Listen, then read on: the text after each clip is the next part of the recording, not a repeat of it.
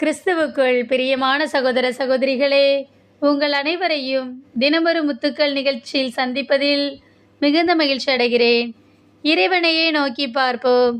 2 குறிப்பேடு 20ஆம் அதிகாரம் 12ஆம் வசனம். எங்கள் கடவுளே, அவர்களுக்கு நீர் நீதி வழங்க மாட்டீரோ? எங்களுக்கு எதிராக வருகிற இப்பெரும் படையை எதிர்த்து நிற்க எங்களுக்கு வலிமை இல்லை. எங்கள் கண்கள் உம்மை நோக்கி கொண்டிருக்கின்றன. நாங்கள் செய்ய வேண்டியது வேறு எதுவென தெரியவில்லை என்று மன்றாடினார். பிரியமானவர்களே, யூதாவின் அரசர் யோசபாத்துக்கு எதிராக மோவாபியர், அம்மோனியர், மெயோனியர் என்று படையெடுத்து வந்தனர். யோசபாத்துக்கு என்ன செய்வதென்றே தெரியவில்லை. அப்பொழுது யோசபாத்து இறைவனை நோக்கி ஜெபம் பண்ணினார். மேலும் யூதா மக்கள் யாவரும் நோன்பிருக்குமாறு கட்டளையிட்டார்.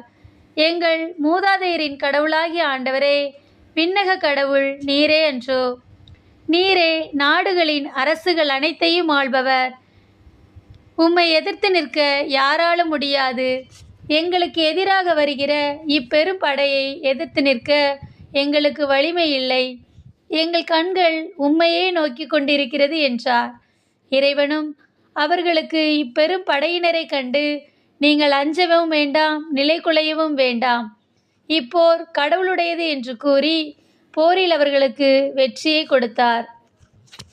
நாமும் நம்முடைய வாழ்க்கையிலே கடினமான பிரச்சனைகள் வரும்போது உபவாசம் இருந்து இறைவனை நோக்கி ஜெபிக்கும் போது அவர் நமது பிரச்சனையை மாற்றி நமக்கு ஜெயத்தை தருவார்.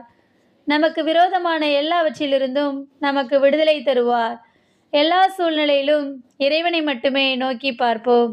அன்பு இறைவா, எங்கள் சூழ்நிலைகளை சமாளிக்க என்ன செய்வதென்று எங்களுக்கு தெரியவில்லை.